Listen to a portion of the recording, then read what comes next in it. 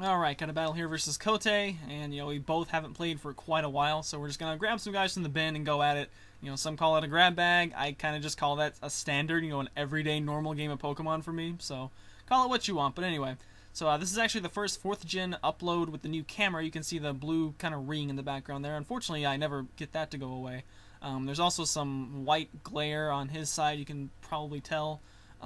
That will eventually go away in the later recordings. This is the maiden voyage, so it's gonna be a gradual process of getting this cam to work a little bit better. There's a lot of settings to fiddle with, but eventually, by the end of the tournament anyway, as time goes on, it will get better. So anyway, leads with Medicham and fakes out, so I just assume it's gonna, switch moves and do something else. And instead he just immediately switches out to Charizard, as really doesn't, I guess lefties bring him back up to full, so I get rocks up, which is nice. And then I look at my team to see what I got to do with a Charizard, and I did bring Lantern. And my Lantern is actually more, I think it's actually more physically defensive than special. The physical defense stat, I think, is actually higher, as I believe it's bold max, which ends up to be a pretty good thing because he's DD Charizard. So I'm pretty confident I can live one Earthquake pretty handily and fire back with a Surf or a Discharge or something. Probably Discharge, try to get him paralyzed, but he gets a crit Earthquake and proceeds to kill me in one shot, which is no bueno.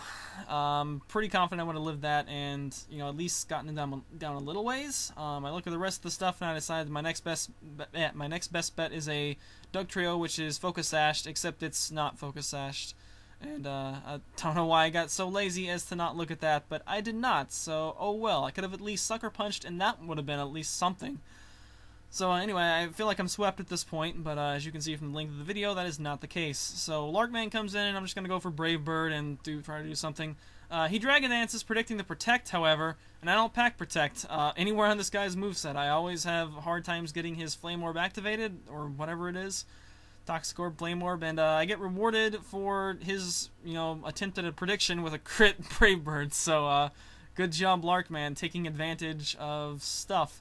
Although, and I guess in the long run, really the crit Brave Bird kind of just made up for the crit Earthquake, as otherwise Lantern would have survived and fired off something to get Charizard down low enough. But anyway, so stuff happens, whatever, and just go with it. So.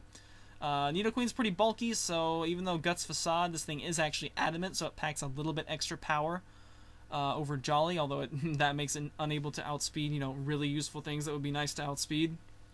I don't even think this thing outspeeds Gengar, so anyway, just kind of U-turn out, get some damage on there. I actually got a crit, which is nice. And just bring in Heatman. I feel like he's going to be inclined to stay in, as Nidoqueen does have pretty good bulk, but this thing is actually Specs, and we're just going to Earth Power. It's also Timid. I switch it between Specs and Scarf. So I'm pretty confident Earth Power will just go ahead and take out this Nidoqueen.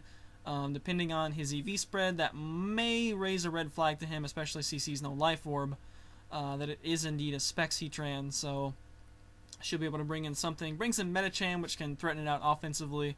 I am timid, so I might be faster, but this thing probably has flawed speed IVs and whatnot, so I think that's kind of a recurring theme of this entire team. If you notice, most of the guys I've sent out, except for, I guess, Grenade Man, have either been a meh IV legendary or betas. So he high jump kicks and it knocks me down to yellow, which I immediately assume it's a 2-hit KO, but Stealth Rock was also factored in there, so I don't think I saw that at the time.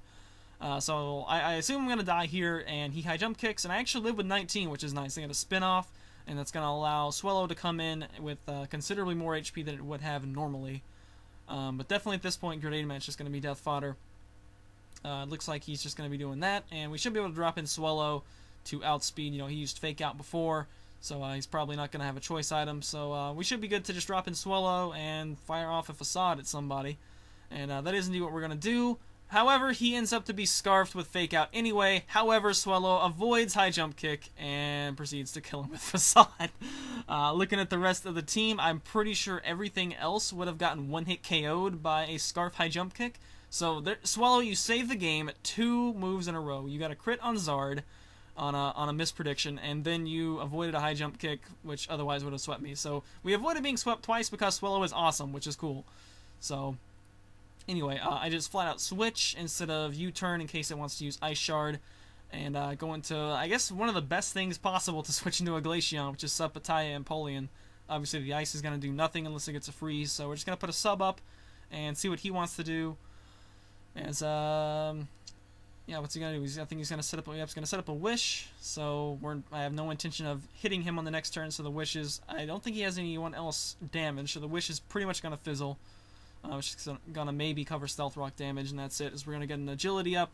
I think this thing is actually, to this date, the only thing I've ever, like, carbon copied from Smogon. Except I'm pretty sure, based on, you see the snowman symbol or whatever that is that I used to represent beta. I think this thing's probably got like 31 special attack and maybe 31 speed. Whatever it needs to hit whatever speed it needs to. So I didn't think Ice Beam would kill, and indeed it does not. But, we're +2 with a sub up, so that's pretty nice. And we're going to be able to sub down to Pitaya whenever I want to.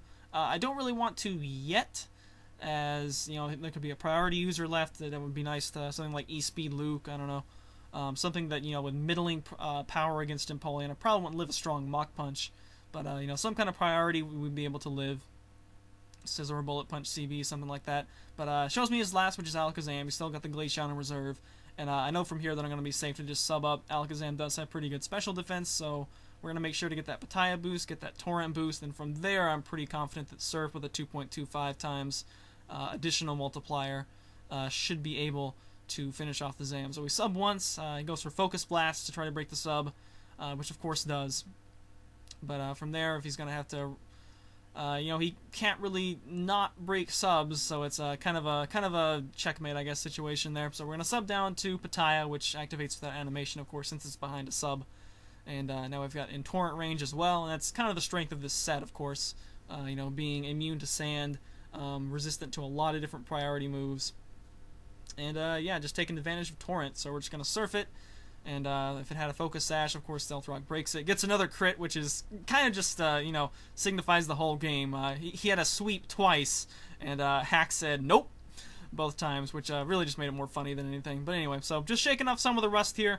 We got some good games on the way to close out 4th Gen, so thanks for the battle, Cote, and I'll see you guys next time. Later days.